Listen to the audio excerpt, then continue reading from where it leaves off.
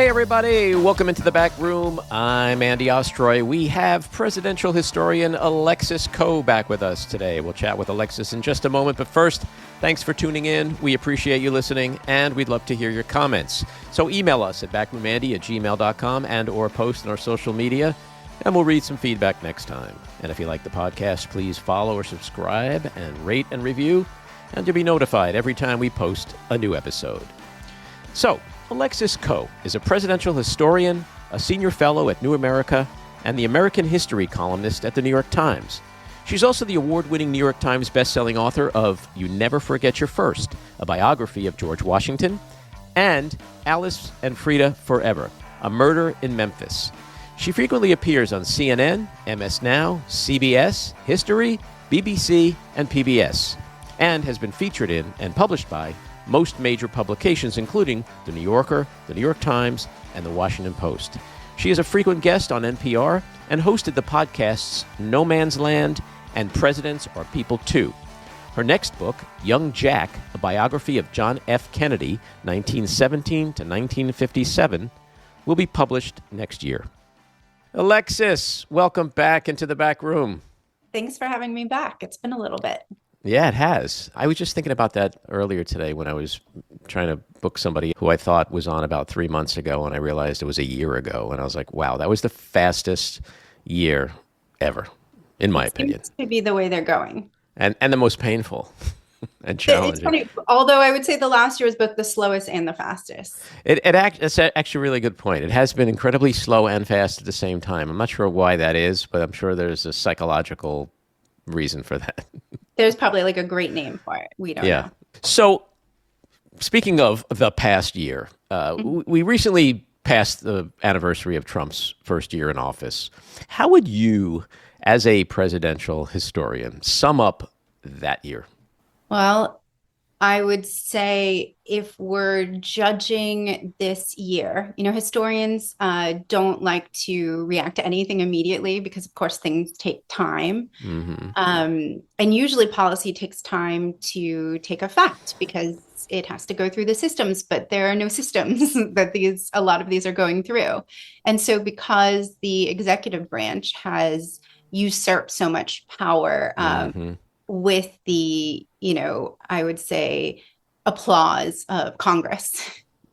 They are, I would say that we can judge this as one of the most impactful presidencies as far as the internal workings of government. Mm-hmm. Institutions have been enervated to degrees that, can be restored, but not without damage. It's sort of like when we talk about McCarthy, right? Mm-hmm. We talk about the McCarthy era, and then we understand that people lost their jobs, that they were humiliated, that they were wrongly accused. But I always get the impression that people think after it was over, after he was disgraced, after the famous line, "Have you no decency, sir?" that those people just returned to their lives. That's not true. The divorce rate was very high. The suicide rate was very high. Early deaths, bankruptcy, people lost everything. The same with Japanese internment. And so I'm thinking of Trump as kind of one of these really figures or periods during our history. There's nothing like it. There's a precedent and there's not. The precedent set the tone for this. It allowed it. It paved the road. And that's true from George Washington to the present. I would say as far as his, we in presidential rankings, we have these categories and a lot of them don't fit as far as Trump. But then I look at how does his own party feel and how is his relationship with Congress? Congress would say like, "Oh, it's great. Thank you so much, sir."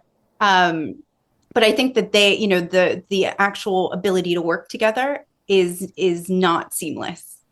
Often people are saying very different things, and that's true also. It's, let's say, the Pentagon or what we are now calling apparently the Department of War. Mm-hmm. Those relationships seem like they're very close, but they're not cohesive. They're not, there's no synergy happening. It's very much after the fact. So I would say that is not good. As far as stated goals, bringing down prices, Trump did not enjoy the kind of uptick that usually presidents get after any sort of attack, right? Any sort of bombing. even if we're the aggressor, there is some sort of like few points up and then a drop. Because gas went up 30 cents overnight, there was no, no ability for him to gain an advantage from the war. Mm-hmm. The impacts were real. And that also speaks to his campaigning promises. So I would say overall, it's not going well, but he is definitely impacting the government in an unprecedented way, in sort of a reverse FDRing of the situation. Mm-hmm. And so I would say it's so hard to really give you an evaluation, but not for the normal reasons, which is you know, I'm just saying, like, no, it's too soon. It's because it's too wild. Right. That's a good word for it. There are some other words too. Mm-hmm. So how do you see these next 7, 8, 9, 10 months playing out? Because we have this midterm election coming up, which is critical in terms of the balance of power and as a counter to that usurpation of power that you talk about. We see what he's trying to do to influence or steal that election. Do you see the things that you mentioned, that you talked about in your quasi-assessment? Do you see them getting progressively worse, or, like some people believe, has he been kind of marginalized? Are the courts continuing to do their job? Has the Supreme Court, even recently with tariffs, stepped in and demonstrated that they're not going to allow him to shred the Constitution? Or do you just see a continuum of what we've been seeing? So maybe it doesn't get worse. It's not really getting better. It's just more of the same. Where do you land on that? Well, as far as the Supreme Court, it's interesting. I write an American history column for the Times, and the first one that ran over the summer last summer, hot bench summer, as we were calling it, because we knew all these rulings were coming out. And so I did this deep dive. I wrote like a list of books that one must read in order to understand the courts.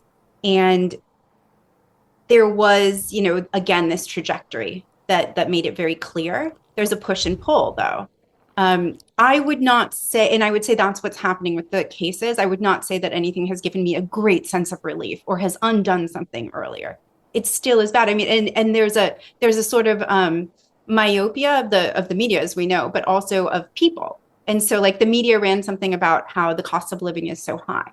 And that is something that usually affects elections as well, right? Mm-hmm. And they listed all these states where it's much better to move to. It's much more reasonable. I think 95% of those states had banned abortion. So there are the rights. Little trade-off. Yeah, there's been yes, exactly. And so I think that, you could buy a house, but you have no rights. Right. You can control buy a house over where you live, children, but not control over your body. You might die trying to have them, from a very simple, obvious thing. So I think it's hard to know what will land with voters. He should have been a lame duck president from the get-go, because he's Trump, and because everyone says, well, he has the magic sauce, and he says, I could have a gun on Fifth Avenue. Epstein did do a little something, not as much as one would want, but it did a little something. Of course, he tried his best to distract, but he was not as effective. So sure, he's not as effective. He's also clearly declining at a very rapid rate. Mentally. Yes. And in this way that we saw with Joe Biden, right? Because we should not have presidents we should have a ceiling as well as a floor. And I can get into explaining why we don't at the happenings at the Constitutional Convention. But what I think is landing for all of America, I can't say, because this is just not knowable. But the circumstances that we're looking at historically have not been favorable to a lame duck president. But none of those have had his, sort of, I don't know, pitfall defying two terms. So it's just so hard to say. I do look at those numbers, though, and I think it's not going to go well. It's not going to go well. But then if the Democrats don't really get their act together, if it goes their way, and manage to actually, be proactive and they are the party who likes to reach across the aisle. Right. And fundamentally, that is the way to work. And that is the way the government should work. But it's not. And you have to adjust tactics. And I am also this person who's like, but this is what's right. So we should do it this way. And you shouldn't do anything illegal or wrong, but you should bulldoze when it's appropriate and when it serves the American people. And how would they do that now? Because this is a really good point, and you're speaking my language here, because Democrats continue to present themselves as bringing like a feather to a gunfight. They just, because that's what they do. They're inherently good people. They want to do good things for the American people. They want to play by the rules. It's hard to do that when you're dealing with a completely corrupt, dangerous administration, and dare I say, one led by a sociopath. So your point is so well taken, but what does that look like in real terms? How, if you're Chuck Schumer, you're Hakeem Jeffries, besides whining on Twitter, what do you actually do? Yes. You stop doing that, for one. So again, I can't predict the future. I just know the past. But I do think, they can't do a lot right now. That is absolutely true. They don't have a lot of power. However, filibustering, doing these cross-country tours with Bernie Sanders, I do not think that is doing anything to further the impressions of the American people of the Democratic Party. I think that there is an authenticity problem across the board. Mm-hmm. And when I am at a bipartisan think tank, and I think of myself as bipartisan. I really do. And when Joe Biden, after the debate, I wrote a piece in Rolling Stone on a Friday. It came out calling for him to step aside, but also to step down, because I thought what was needed for Kamala to have a chance. I thought he should have done what he said he was going to do. And after midterms, stepped down. But I also thought it was really important for the American people to see that the Democrats had some integrity and did what they said, because you can't just say, well, but look at what will happen. Then you're kind of as bad as the other side. Right. Mm-hmm. And so I think with this group, the farewell address, which we all reference all the time, Washington's farewell, I mean, us being, historians and I guess Washington enthusiasts as well, they love it. And we talk about, how the problem with factionalism, which is what Washington, who never declared a political party, the problem with it was that unprincipled men would do anything to maintain power. And then that would pave the road for a despot. Mm-hmm. And I think that's also true I think it's true for the Democrats. I don't necessarily think they would install a despot, but I think that they are very interested in retaining power, and they will just kind of keep doing the same things and keep the same people in charge at the party, sort of replace them with the same iterations. And so I think in order to present themselves as authentic and be understood as authentic to the American people, which is what I understood was really lacking among them when I went on my discussion tour in 2023 across the country on this 13-stop discussion tour. And they would have to really present themselves as such. So Hakeem Jeffries, who I was, I've been kicked off now because of Trump, but I was on the board of this one Library of Congress committee in which it was for documentary history. And they selected winners, and also children. Ken Burns was involved, and Hakeem Jeffries gave the introduction.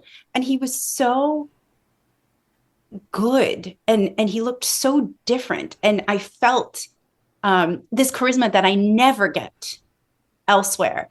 And it was because he was sort of speaking off the cuff. It's the same thing with Hillary Clinton. You put a camera on and she's so awkward. But at other times she's not at all. And those times have been caught on tape, and people are like, who is this person? Who is this imposter? She does a great impression. And so I think they need to figure out how to really just trust themselves. And if they don't, then I think the American people won't. They have to allow themselves to be themselves. Mm-hmm. They have to really take a stance. They have to, but it can't be something like, they have to also listen to what people care about. And so I think there's a lot of room for authentic responses that don't necessarily come from a place of power right now, but they better bring it later, or else I am afraid of what will happen. We will be like other countries. Like we'll go on, we'll survive, right? Even if Trump is not the dictator he wants to be, if he never achieves all that, we will recover, but we will never be the same if it continues this way. We will be like other countries where you've seen this ricochet between extremisms. So you've seen, not that Obama was extreme, but to some people they were, but you'll feel this like extreme, I can't think of the last time. Carter would be the last time we had a president that people would consider extreme in this way. And so I think you'll just see this this ping ponging, and it's not good for America overall, including the economy. Yeah. Well, let me ask you this. Do you think, because the pendulum has swung so far to the right, before we can get back to some semblance of normalcy, does it almost have to swing further to the left in order for it to just settle in the middle somewhere? I don't know if that, I wish I knew more about physics right now because I could have like a really great quip for you. I don't know if what we have seen in other countries is there's no settling. It just keeps going back and forth. And it's not something we've ever experienced. And as much as we all like to think that we're so exceptional and that we can recover, I don't see it as something that is that I want to anticipate for us in the future, or something that can describe our democracy. It's not an eye for an eye kind of situation. And I think we've seen what that looks like. I think there has to be a way to unify and not through civility. Like civility, yes, we have to all be peaceful with each other. But this emphasis on civility is sort of, it makes people, it's not about being polite, it's about finding common ground. And I feel like that is possible when you live in a one stoplight village and in ways that are pretty unexpected. Very rarely has there been a neighbor, even if they've had a Trump flag outside, who I have not found some way to talk about things, including their displeasure of him, which has increased quite a bit in the last year. To the point where they're done with him, or, I like his policies.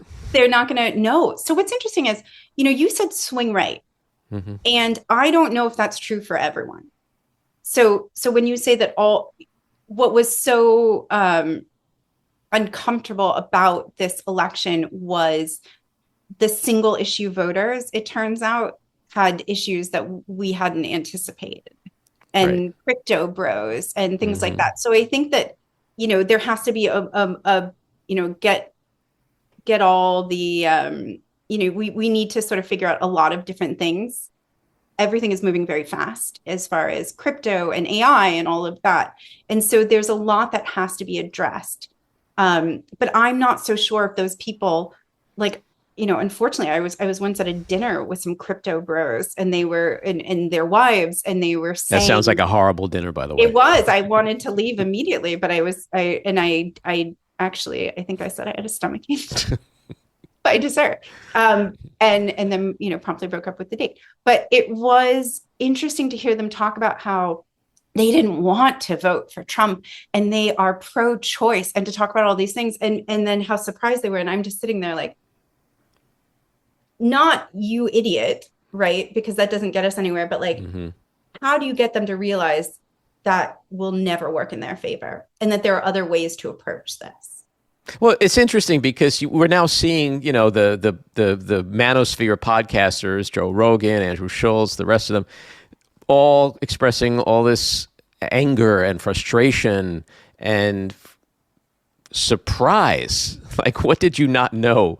What is Donald Trump doing right now, Joe Rogan, that you weren't able to see a year and a half ago, right? I mean, half the country saw it, right? So it's interesting that those guys are turning, but what I'm waiting for is for them to really unequivocally say, I made a mistake. I wish I didn't vote for him. And this year, folks, you got to vote Democrat. They're not doing that. So it's sort of like mirrors what the general electorate is saying is, I think he's nasty. I don't like him name-calling people. I don't like him making fun of disabled people. But I like his policy. So they're not quite getting to that point where they're ready to dump him. But I do think they're ready to hand Congress over to Democrats, because those are the kind of people that they like that balance of power. Trump, I like him, let him stay, but he has too much. There's nobody overseeing him, Republicans in Congress haven't done a great job of that, so I'll put Democrats back in. I mean, we typically see that after every new presidential election, right? The first midterm, usually control of one, maybe both houses, swing back to the opposing party. This year, there's a million reasons why it should be a tidal wave. But with him, you never know. And with that was what was so incredible about that moment for Biden is he had Congress. You know, the election happened, he had Congress. My goodness, stepped out. Give the people the primary. So I think but then you said something which is they don't like Trump, but then they like Trump and they want the Congress to sort of, I think now they definitely do. I think, you know, I hope so. It seems like it. But what I think we keep talking about is there's no alternative. Right. And so there needs, and it can't just be the next, you know, the person who's been waiting in line. Ambition defines every single president we've ever had. That's not a dirty word. That's fine. Nor self-serving. Unprincipled, self-serving, or power problem. And I think that they won't risk. And I'm not convinced necessarily that someone like AOC is the answer. I'm, you know, she's stuck by Biden, you know, all the way. Surprisingly. Yes and no. Yes and no. I mean, you know, you take a closer look. It's sort of like, people were so disappointed with Obama, and then you look at what Obama promised, and it's like, well, I don't know. He's kind of aligned with what he said. I think we project a lot onto people, and we don't necessarily look at what they're actually doing. And for me, as a historian, you can talk and tell me a wonderful story. I'm going to ask for the citations, and I'm going to go look. And unfortunately, a lot of people don't do that. But I think we need someone who's getting a lot of attention, I think I've talked to you about him. I've been so interested in him for years. James Tallarico. And the reason I like him is because he's authentic. And I have to say that, like, my own personal beliefs aside, I am not a Christian. If I believe in the Constitution, I believe in the Bill of Rights, I believe in everyone's right to love who they love and, you know, pray to who they want to or not. And he says those things, and he's an independent thinker. And I think because you believe, when he talks about, like, he argues that, you know, abortion is in the Bible, and you listen to him break it down, you're like, I don't know. He does seem to know his stuff. Like, even though I don't necessarily believe him, okay. And I think there's something there where you can respect someone but disagree with them. And that has not been a descriptor that can be applied to anyone who has run for president from the Democrats for a long time. Well, let's talk about authenticity and Tallarico for a second. Just to jump back to Trump for a second, one of the things his supporters always say is that he's authentic. He says it like he means it and feels it, and he tells us exactly what he wants. Like, that's how they justify the worst stuff in the world. They'll be like, well, he told us he was going to do it. Well, that doesn't make it right or legal, right? It's just the fact that he was open doesn't mean, you know, you can't walk into a store and just, like, grab something and walk out, you know, without stuffing it into your coat and just say, hey, I showed you I was stealing it. Doesn't make it legal. But we see the crop of 28 candidates starting to percolate. You know, obviously Gavin Newsom came out early. I'm a Californian. He's been running for president forever. Yeah, but, you know, there's like a right time and a right place to like what he's doing. You know, as a Democrat, I love that he's fighting that fight, that he's taking he's fun. He's doing it. He's doing it, but I think I love it because I want someone out there arguing, and I want someone who's, like, snapping back and just sort of calling things as they are. And that's good. That feels very satisfying when you see the headlines. Right. But I think what you're talking about with Tallarico is that perhaps unlike Newsom, Tallarico, he's breaking through to people. Authentically. And he's not divisive, whereas, I mean, he is divisive, but not in the same way. He's like almost, I don't want to apply this. Like, this is very big, but he's Lincolnian in the way that he's like a little bit like Lincoln in this way, that he will try to have conversations. He knows he's not going to win, and he has this energy for it. But you know you bring up Trump and, like, why people like him, this essential component that they feel like he's being truthful. I think that's true and not. I think, you know, obviously, like for the Epsteinth time, he has had an issue with that. But what he does do that they like is he says, I'm going to try to do this. I'm going to do it. And they know there's a pretty good possibility he's not going to do it, but not because he's not trying. And not because he's not going to try every single means to accomplish it. And you know who else said that, who had the same vibe, who was a dark horse, who scares people in the same manner? The mayor of New York. He said, I'm going to do this. I'm going to do that. I'm going to do that. People are like scared. They don't believe it. They think it's impossible. I don't know how he's going to do certain things, but I believe he's going to try to do them. And that appeals to people. And that's how he won.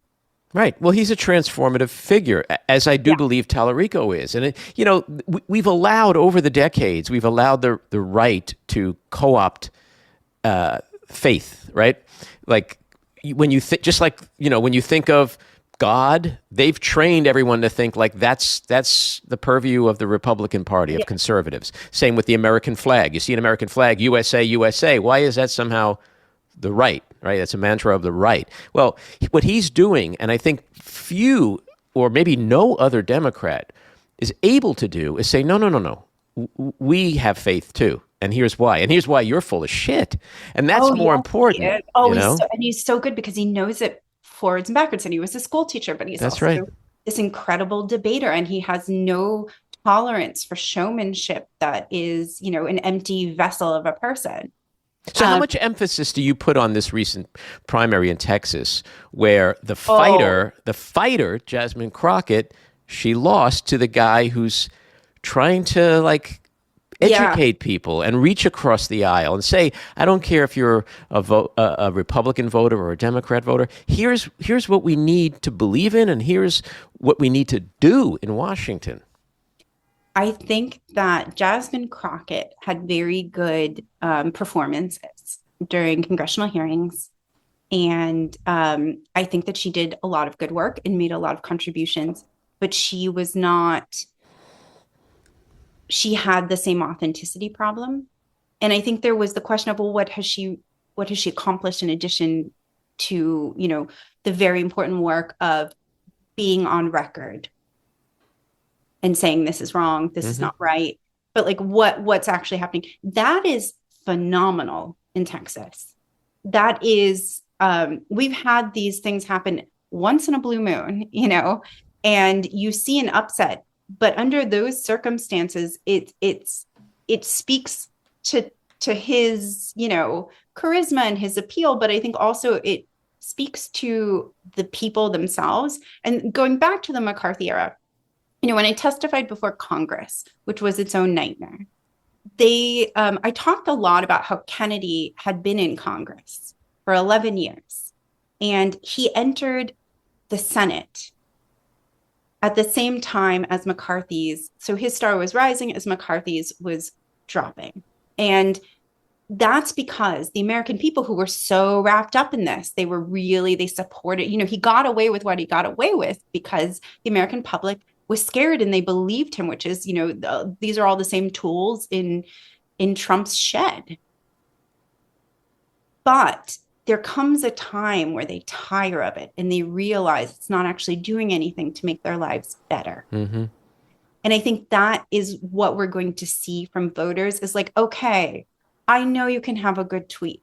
I know this can happen. But what are you doing? Or how are you really engaging me? Am I learning anything from you? Am I just hearing sort of these platitudes over and over again? We're tired of this and we want to do that. And we stand for this. And we believe in this. I don't think so. I think they want, if you're going to talk about putting Bibles in school, for example, going back to, I sound like a Tallarico super fan.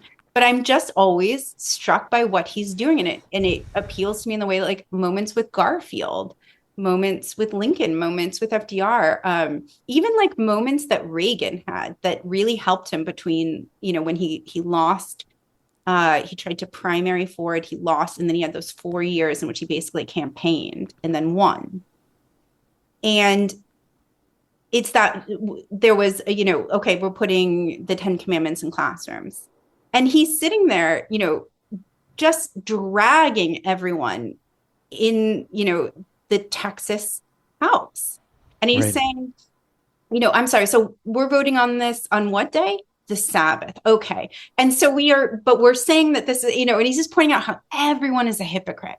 Mm-hmm. And he doesn't stop. It's not one takeaway. He's really going through it. And I learned a lot from that. Mm-hmm. And I think that's kind of what we need to see. Well, I think it Really gets back to what you were saying early in this conversation, which is how Trump has been a transformative, impactful, I think was your word, president, and not in a good way. Maybe it's just that the American people, after 10 years of this, are tired. They just want decency back.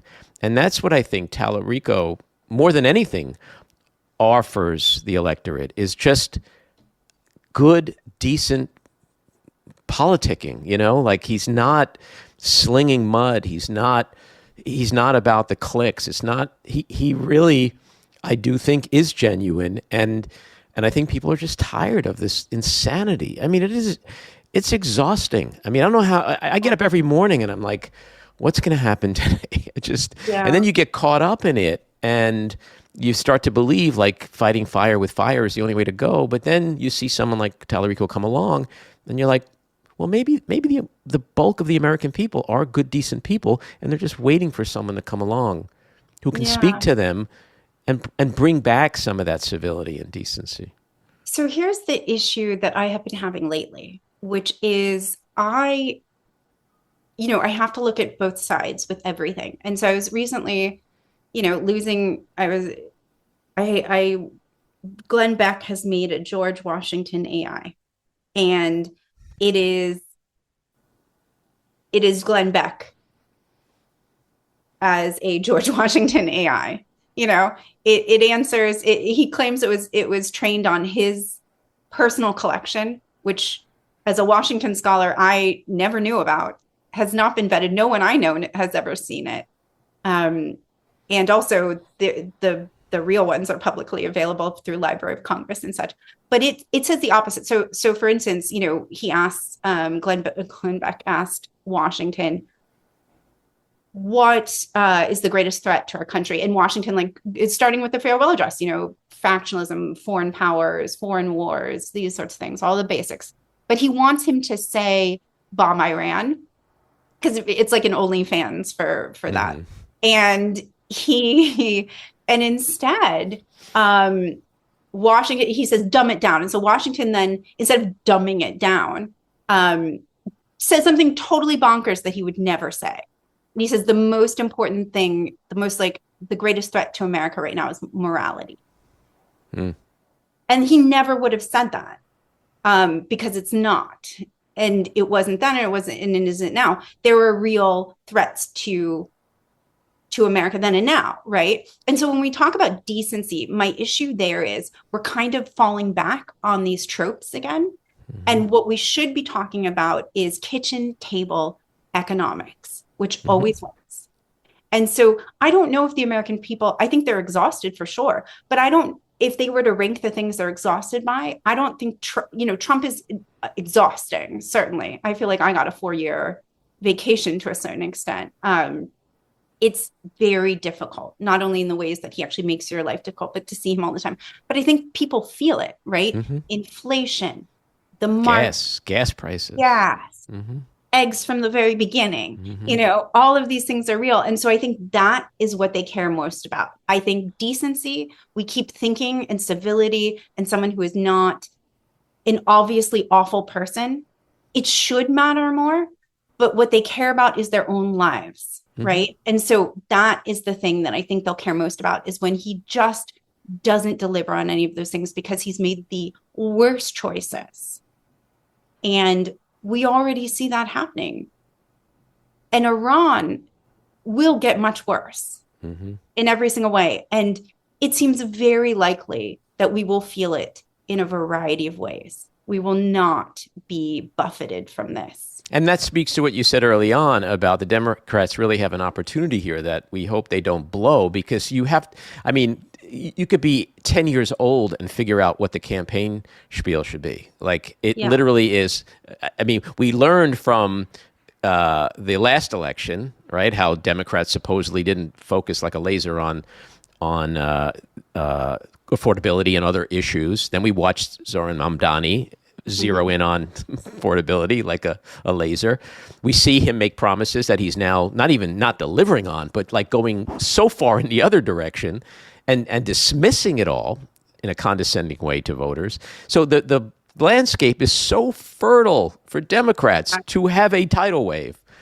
But they have to stand for something. They can't just stand against something. They can't just say, "Oh, it's so awful. They're so awful."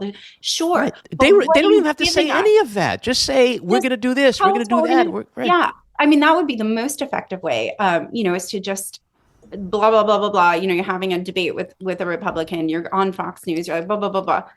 And then, Mamdani and Talarico have been great on Fox News across the board. Mm-hmm. And they have something I definitely don't have. I would get so upset, I would get so upset, and they don't. They're just like, oh, this is a good time because I've got this. They're so solid. Mm-hmm. And, but they present things, and they not only, dismantle, but they present, and they don't do it in a vague way. This vagary is really the enemy of the Democrats. So they need to say, like, we're going to do this. This is possible. We think that, and promise, and then do what the Republicans do, but it's actually true. Say the obstructionist party, like give them another name. Ooh, that's actually good. Give them another name. Call them the obstructionists, the obstructionist Republican Party. I don't know, something that just really makes it clear what's happening, because the Republicans aren't doing anything. They haven't done anything in a long time as far as Congress. Mm-hmm. They're really good at blocking things, and they're good boys for the president. Yeah, they're his rubber stamp. You have to say something, and it has to be big. They have to be like universal child care, Well, but that's the thing about Talarico that I think is very effective, is that Democrats need to, in this election, say, I mean, every candidate should say, I don't care whether you're Republican or Democrat or independent. I do care if you think $4 a gallon is wrong. I do care if you think $8 eggs is wrong. I do care. Yes. Just go through those issues. Well, because that's and not make it political. Yeah, well, that's what Talarico is doing. That I think is also brilliant. Is he doesn't do the Republican thing. He does this isn't right versus left. This is bottom versus top. And in a society in which we have produced the most amount of billionaires in recent years compared to the entirety of American history, and yet fewer people can buy homes, that is on a silver platter. Right. And if they don't take it and speak to that issue so concretely and say, we are like Trump not allowing saying, I'm not going to allow private equity. Beautiful. And also then you're all like, they should take that. Just because he said it twice doesn't make a difference. They should take that and they should make it a big thing, be like, and it's these billionaires, and they should just show the dais at the inauguration. You can, and people can connect that. They know who Zuckerberg is. They know that Facebook isn't good for them. They know Instagram makes them feel bad. Everyone knows that at this point, even if you're benefiting from it. And they've grown tired of Elon Musk and what he did. For sure. And, play clips from Doge, those two, oh yes. There's the merry band of bozos you could just like allow to speak for themselves. You don't have to attack them. You can let them bury themselves, but you do have to then say something. You have to say like, so there's that one line. I can't remember which one, the smaller of the two. He said, well, yes, I think it was worth it because to cut all these programs and to cut all these things because it reduced the budget from 3 trillion or something to 0. And then the follow-up question was, it did? And the guy said, no, not at all. Let's play that and just say, and then have, actually say how you will reduce it, not just say, see, they failed. That's not going to do it. And that is what they have been doing. And not just saying we ought to make life easier for Americans. Tell me more. Right. It seems like it's so easy. In our last minute or two here, you're working on a book, Young Jack, a biography of John F. Kennedy, 1917 to 1957. I love JFK. I can't wait to read this book. Give us an update. How's it going? Oh, my goodness. Well, every book, I've never written a book faster than like 5 or 6 years. And this one is really doing me in. But this is sort of because it's the most exciting. I'm usually, as a presidential biographer, as someone who writes history, you're happy to find a few new things. I have found 3 categories of new things. And so it's taking a really long time, but it's very exciting. And I complicate a lot of our understandings of him. I take different perspectives and, in some ways I like him more, in some ways I like him less. But that's not really my job. It's my job to present everything. It's really been fascinating. And I think that it's going to be a good reminder that we have a whole generation that doesn't understand his lasting power. They don't feel that charisma. I personally have actually never thought he's that. I think he looks a little bit awkward. Younger Jack for sure, but I mean, everyone's beautiful when they're young. Youth is beautiful. But I think that he is so much. I really want to remind people that he served our country. He had a Purple Heart. His dad didn't buy that. It was because he was heroic. And I bring up these other points of his personality that haven't been found, haven't been documented, these other acts that like really make us think about him in a different way. And that also speaks to civil rights and to his Pulitzer. And I want people to understand that that one can, like, fine, you like a sort of reality star who looks good on TV, which was something that, Kennedy had. Okay, but like actually require them to do something. And I'm not sure that substance lives up to that yet. But, and by his age, his grandfather had a Purple Heart. He had done all these things.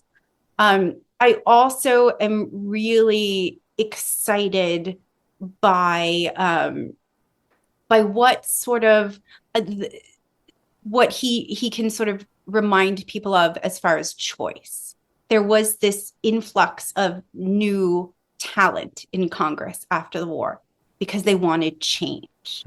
And I focus on that maybe a little bit more than I should during that era, because I just think it's so important. He entered with Nixon. This was not, in 1960, was not their first showdown. They used to share a room when they would do debate tours in Congress. Really? Yeah. And so I really want people to understand also an evolution. Wow. We should expect people to get better throughout life, but we should demand it of our leaders. And he actually had one. And no other president I've studied this closely, Washington included, has had it, but everyone says he has. And so that's exciting. Well, it sounds like it's going to be an incredible book out next year. We'll eagerly await that. Alexis, thanks for coming back on. Great conversation. Come back again soon. Thank you. This episode was produced and edited by me, Andy Ostroy. It was co-produced by Maddie Rosenberg and Jen Hammoud for Radio Free Rhinecliff, with additional editing by Maddie Rosenberg, music by Andrew Hollander, and graphic design by Cricket Lengale. And with a special thanks to our sponsor, The Epicurean. Again, thanks for listening. Please rate and review wherever you get your podcasts, and subscribe to the Backroom with Andy Ostroy YouTube channel, where you can watch full videos of our interviews. See you next time.